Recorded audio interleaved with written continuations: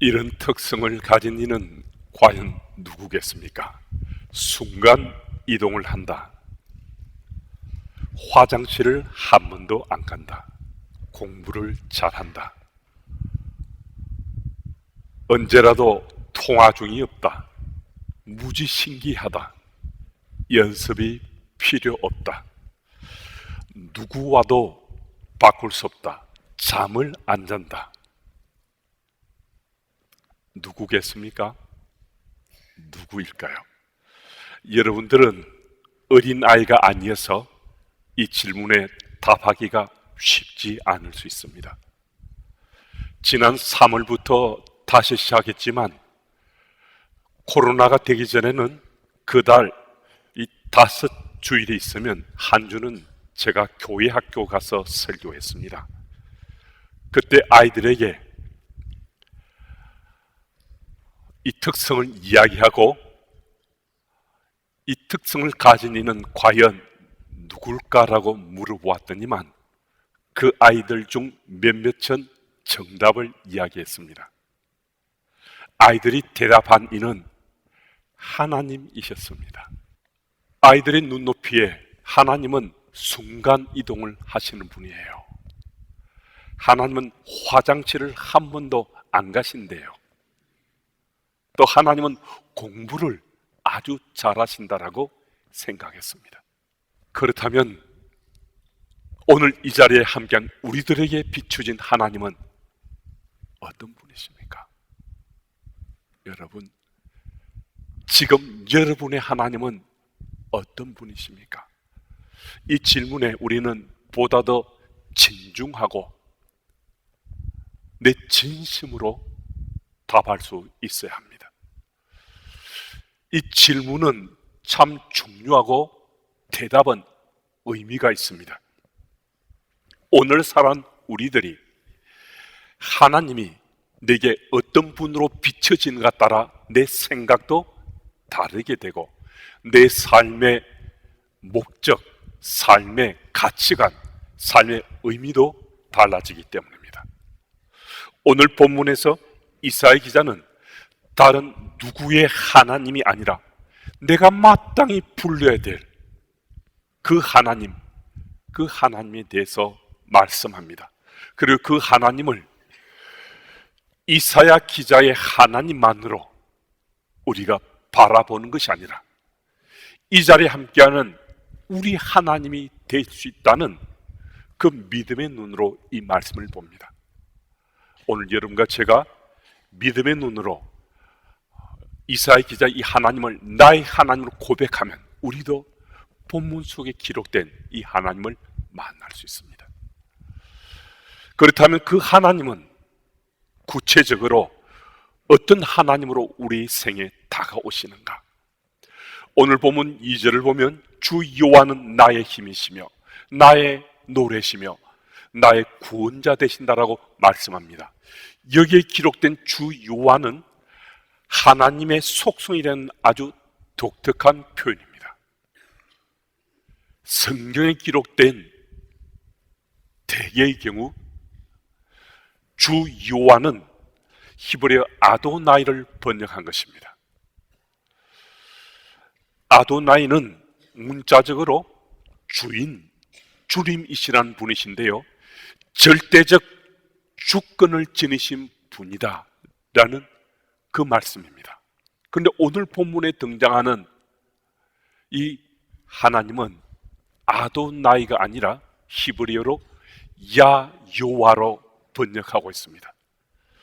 출애굽기 15장 2절, 시편 118편 14절, 오늘 본문인 이사야 12장 2절, 구약성경 전체에서 딱 세 곳에만 기록되어 있는 그 하나님이 야요와 하나님이십니다. 야요와 하나님은 어떤 특성보다도 절대적으로 우리를 구원하시는 하나님, 나를 구원하시는 하나님의 마치 고유한 이름처럼 그 하나님이 우리 삶 속에 다가오십니다.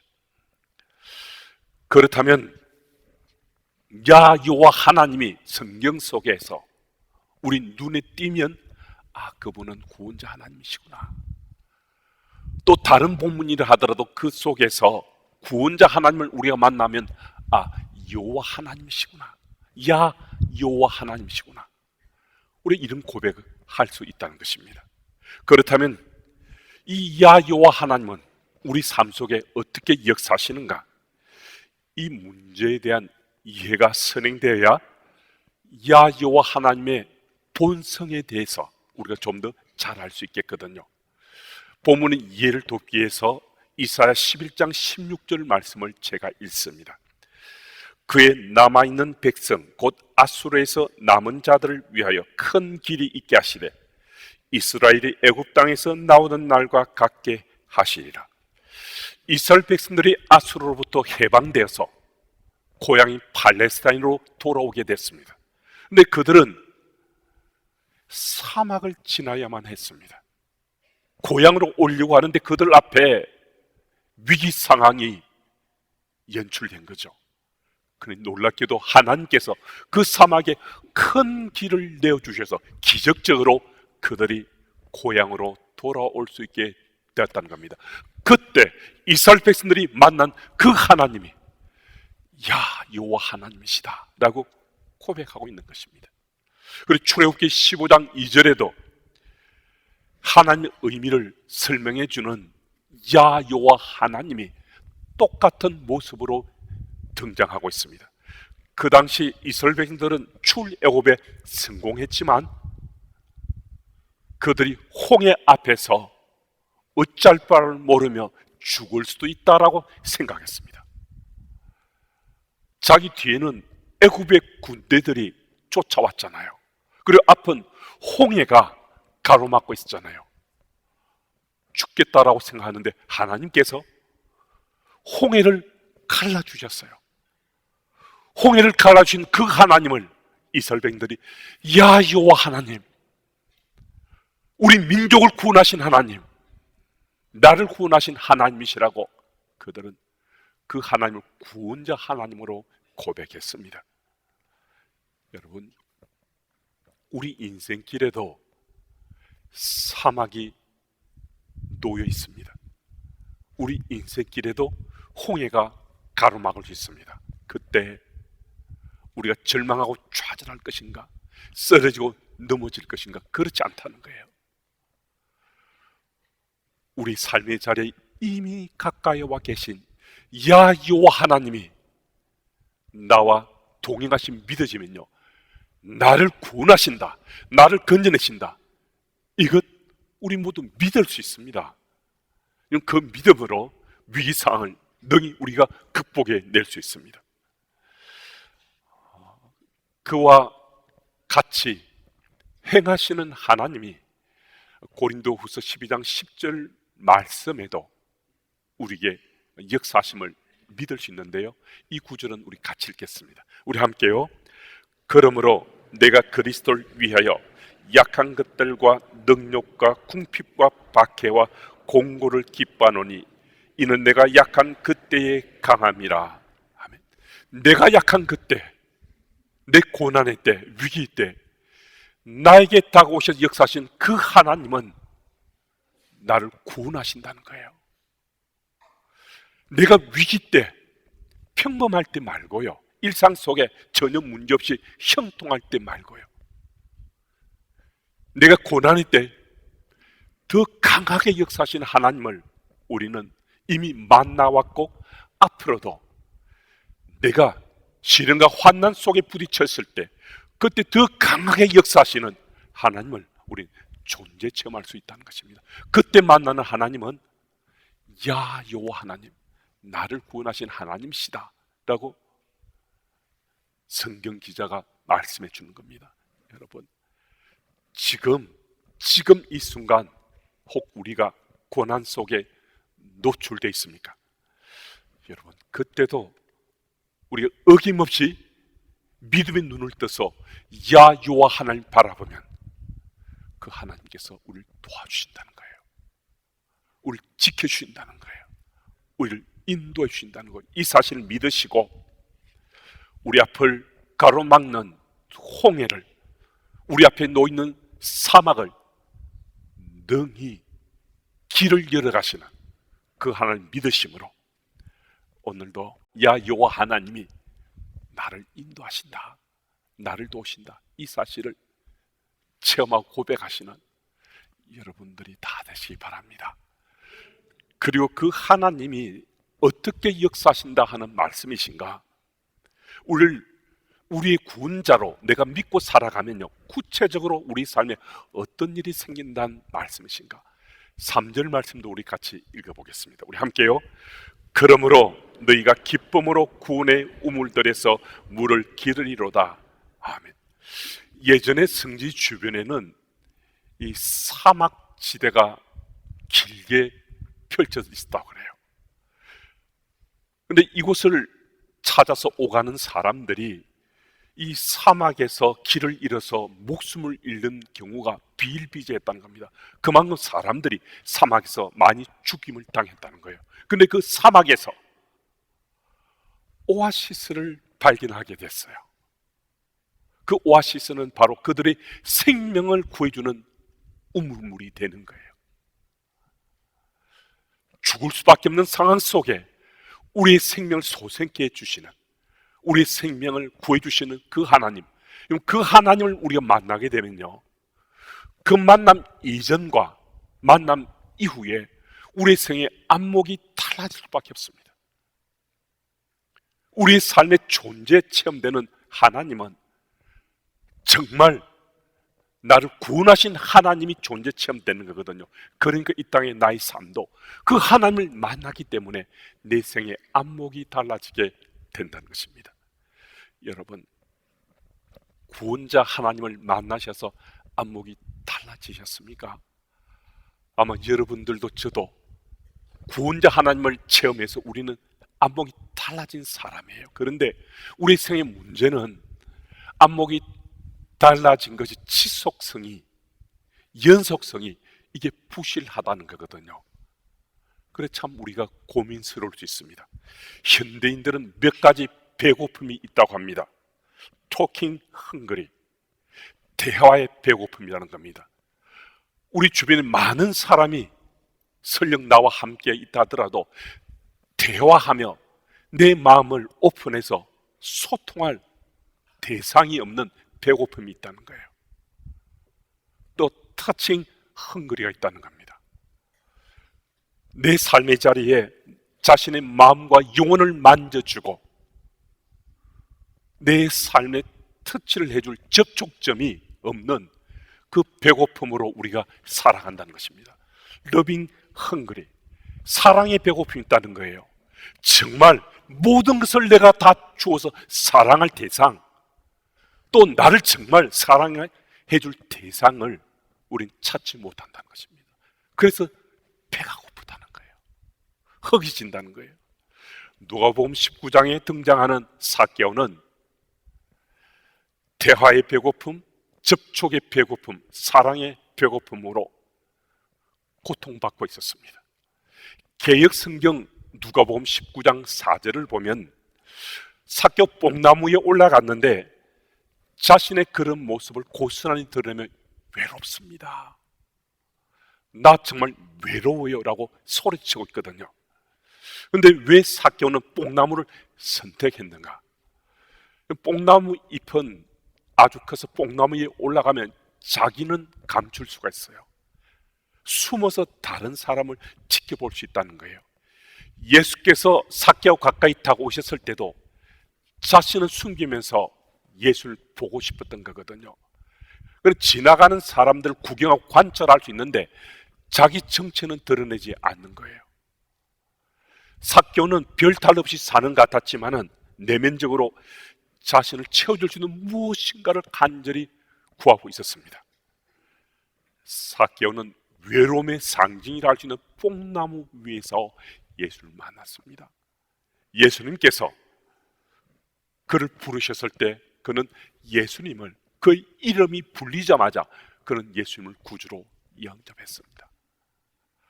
예수님 구주로 영접했을 때 삭개의 외로움이 완전히 치유되었습니다. 완전히 외로움으로부터 벗어날 수 있었습니다. 누가복음 19장 6절 이하를 보면 삭개오가 달라졌어요. 외로움의 몸살을 앓던 삭개오가 이제는 치유가 되고 회복이 된 삭개오의 모습을 드러내거든요. 여러분, 이 구절 속에 삭개오 변한 한 포인트에 우리가 주목할 필요가 있습니다. 삭개오는 주께서 그에게 다가오시면서 삭개오를 아셨다는 거예요. 삭개오의 이름을 아셨고요, 삭개오의 고통과 아픔을 아셨습니다. 그 정말 외롭다 하는 걸 너무나 잘 아셨어요. 그리고 삭개오를 이해하고 삭개오를 주의 품으로 품어주셨습니다. 제가 이전에 이 본문을 대하게 됐을 때요, 근데 본문에 충실해서 삭개오에게 다가오신 예수님만 제가 본문 속에 제가 느끼고 또 찾을 수 있었거든요. 그런데 언젠가 제가 정말 외로워졌습니다. 외로움에 빠졌는데 그때도 수많은 사람들 사이에 제가 사역하고 있었는데 외롭지 않은 것 같았잖아요. 그렇지만 정말 그때 외로웠습니다. 근데 주께서 제게 다가오셨어요. 여러분, 예수님은요, 이 땅의 삶 가운데, 특별히 공생의 3년 사역 가운데 정말 외로우셨습니다. 수많은 사람들이 계속 예수님을 따라다녔잖아요. 그런데 예수님께서는 언제나 마치 홀로인 것처럼 너무나 외로움을 깊이 느끼셨거든요. 외로움을 깊이 느끼신 주께서 외로운 사람을 찾아오셨고, 삭개오도 찾아가셨고 저를 찾아오셨어요. 주께서 저를 찾아오셨을 때 저를 이해하셨고 저를 알아주셨고 저를 받아주셨습니다. 그래서 제가 치유되었어요. 제 외로움이 치유되었을 때 회복이 일어났고 저는 생의 활력을 다시 가질 수가 있었습니다. 여러분, 사람이 나를 알아주지 못할 수도 있어요. 사람이 나에게 다가와서 외로움을 치료해 주지 못할 수 있어요. 그런데 주님만 나를 아셔도, 주께서 내게 다가오셔도 우리의 외로움은 다 치유될 수 있습니다. 여러분, 오늘 이 예배 자리는 찬스입니다. 기회입니다. 이 시대 상황 속에 우리는 어쩌면 군중 속의 외로움을 느끼며 사는 인생일 수 있잖아요. 주께서 우리 외로움을 치유해 주시겠다는 거예요. 이미 우리에 다가오신 그분 앞에, 야 여호와 하나님, 나를 구원하시고자 하시는 그분 앞에 내 삶을 맡기면 우리 외로움은 치유될 수 있습니다. 이 사실을 믿으시고 삭개오의 외로움을 가시게 해주신 하나님, 삭개오를 구원해 주신 그 하나님께서 오늘 나를 구원해 주시고 나의 외로움을 치유해 주시고 새로운 인생, 새로운 꿈을 꾸며 살게 하시는 그 사실을 꼭 믿으시는 여러분들이 다 되시기 바랍니다. 그리고 오늘 본문 5절을 보면요, 여호와 하나님께서 우리를 위해 극히 아름다운 일을 행하신다라고 말씀하십니다. 야 여호와 하나님을 우리가 모시고 살게 되면요, 하나님께서 우리 삶 속에 아름다운 일을 행하신다라고 말씀하시는 거예요. 여러분, 그러면 여기서 아름다운 일이란 구체적으로 무엇인가? 좁게는 남유다가 아수르의 위협에서 벗어나는 것을 의미하고요, 또 이스라엘 백성들이 바벨론 포로로 끌려갔다가 그들이 돌아오게 되는 것을 의미하기도 합니다. 좀 더 넓게는 우리를 위해서 이미 행하셨고 앞으로도 우리에게 행하실 구원의 역사, 회복의 역사 전체를 일컫는다라고 할 수 있습니다. 말하자면 구원의 역사를 우리 속에 이루어서 우리를 회복해 하시는 하나님의 존재 체험을 할 수 있다는 것입니다.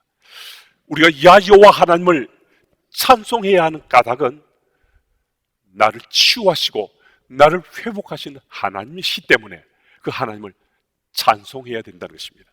동양 선교의 설립자인 찰스 카우만이 이런 얘기를 했습니다.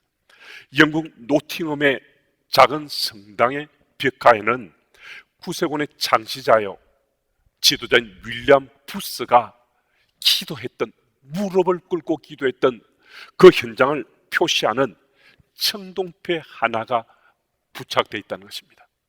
허름한 옷차림의 한 아프리카 사람이 그 작은 성당에 들어가서 무엇인가를 찾고 있는 것 같았습니다. 그러더니 그 청동패 앞에서 꼼짝도 하지 않고 그 청동패만을 바라보았습니다.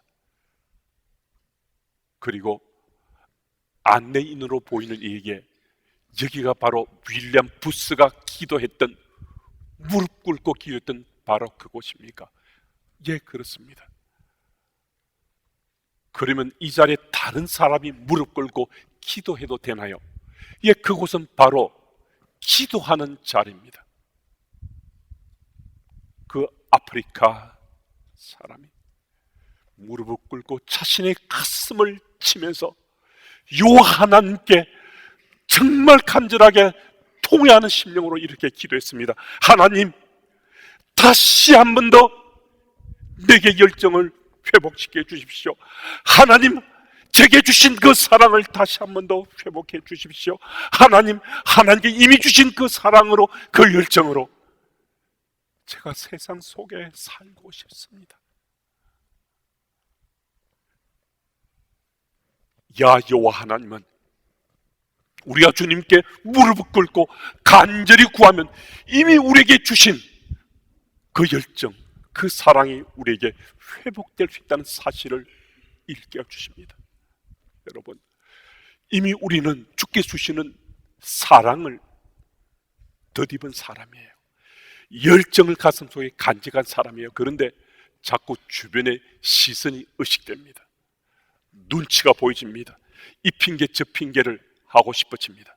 그리고 나중에 조금 후에 시간이 좀 지나서 여유가 생기면 조금 더 준비한 다음에 무릎 꿇고 주께 기도하겠노라고, 열정을 회복하겠노라고 우리가 대답할 수 있습니다. 여러분 잘 아시지 않습니까? 다시 한 번의 기회는 오늘 말고는 내일은 주지 않습니다. 어느 순간 우리 모두는 주님 앞에 서야 될 존재인데 오늘 야 여호와 하나님이 나의 구원자 하나님 믿어진 바로 오늘 이 순간, 하나님 나의 열정을 회복해 주십시오. 나의 사랑을 회복해 주십시오. 주님 주신 그 열정, 사랑을 회복해 주십시오 라고 주께 간구하면 우리는 그 열정과 사랑을 회복하고 또 그 소망 가지고 이 예배당을 빠져나갈 수 있습니다. 여러분, 두 번 주어지지 않는 이 기회 놓치지 마시고 이 자리에서 열정과 사랑을 회복하실 수도 있고, 이 자리가 아니라면 열정과 사랑을 회복하고자 하는 간절한 열망 가지고 성전을 떠나가는, 그래서 우리 삶의 자리에서 그 열정과 사랑을 회복하시는 여러분들이 다 되셨으면 정말 좋겠습니다. 여러분, 주님께서 우리가 무릎 꿇고 기도할 때 기도를 다 마치기 전에 우리 삶의 자리에 그 열정과 그 사랑을 반드시 회복해 주실 걸 믿고, 이번 한 주가도 나의 주, 나의 하나님, 야 여호와 하나님, 나를 구원하신 그 하나님을 믿으시고 세상 속의 그리스도로 당당하게 살아가시는 여러분들이 다 되시기를 축복합니다.